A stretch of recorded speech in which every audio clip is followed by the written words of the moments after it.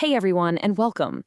Today we are diving deep into something huge, the Philippine Development Plan. Think of it as the country's official game plan, a massive and really ambitious roadmap for where it wants to be by the year 2028. So let's jump right in and see what it's all about. So, first things first, why was this plan even created? Well, a plan like this doesn't just appear out of thin air. It's a response to what's happening in the world. And to really get a handle on the plan, you first have to understand the major global challenges that it's designed to tackle. And what are those challenges? Well, it's kind of like a perfect storm. You've got the global economy still trying to recover from COVID.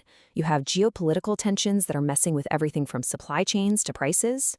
Then throw in rising debt and inflation all over the world, the very real and accelerating impacts of climate change, and technology that's evolving at lightning speed.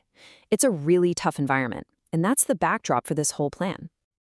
Okay, so when you're facing all of that, what's the move? The answer is this: the Philippine Development Plan. It's a detailed strategy that's not just about surviving these challenges, but about using this moment to truly transform the nation from the ground up. If you boil down this entire, nearly 500-page document to its absolute core, this one sentence is its beating heart. This is the North Star. But what do these words actually mean? Well, prosperous is about creating a stronger economy with more opportunities for everyone. Inclusive, and this is key, means making sure nobody gets left behind in that growth. And resilient, that's all about being tough enough to handle whatever shocks come next. So how are they going to do it? The plan is really built on three core pillars. The very first one, and you could argue it's the most fundamental, is all about investing directly in the Filipino people themselves, their health, their education, and their quality of life. Let's make this tangible. Take a look at this stark comparison for childhood immunization. The current rate is 72%. The national target is a whopping 95%. And this isn't just a number on a page. We're talking about protecting millions of children from diseases that are entirely preventable. It's a foundational investment in the country's future health. The plan also gets really specific about the places we live. It wants to create what it calls livable communities. So what does that really mean? It means having reliable access to basic services like clean water. It means smarter city planning so you're not spending half your life in traffic. It means more parks and green spaces, and it means better, more accessible housing. It's really about improving the day-to-day for everyone. All right, on to the second pillar. This one is all about supercharging the nation's economic engine to make it a real competitor in the 21st century. You'll hear this phrase a lot in the plan, Industry 4.0. Now, I know, it sounds like a techie buzzword, but the idea is actually pretty simple. It's about harnessing all the modern digital tools at our disposal, things like artificial intelligence, big data, and smart manufacturing, to make our industries more efficient, more innovative, and way more competitive globally. And if you want to know why this is so critical, just look at this chart.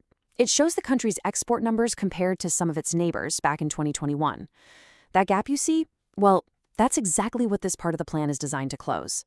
It's a visual reminder of the urgent need to boost competitiveness. So how exactly does it plan to do that? Well, by focusing on a few key areas. They're going to push hard to develop high-tech industries. They want to revive tourism and make it even bigger than it was before the pandemic. A big part is helping small and medium-sized businesses get up to speed with new technology. And a really smart move, developing downstream industries for mining. That just means processing more raw materials at home to create more value and, more importantly, more jobs. Now, of course, you can have the best economic ideas in the world, but they won't work without a strong foundation. And that brings us to the third and final pillar, building the essential infrastructure, both the physical and the financial kind, that's needed to support this huge transformation. This foundation really has two parts. You've got the physical stuff you can see and use, modern transportation, secure energy and water supplies, and better digital connectivity for everyone. Then there's the fiscal part, which is all about managing the country's money responsibly. That means smarter government spending, better tax collection, and keeping the national debt in check. You have to have your financial house in order to pay for everything else. Okay, so with a plan this massive, how will we even know if it's working?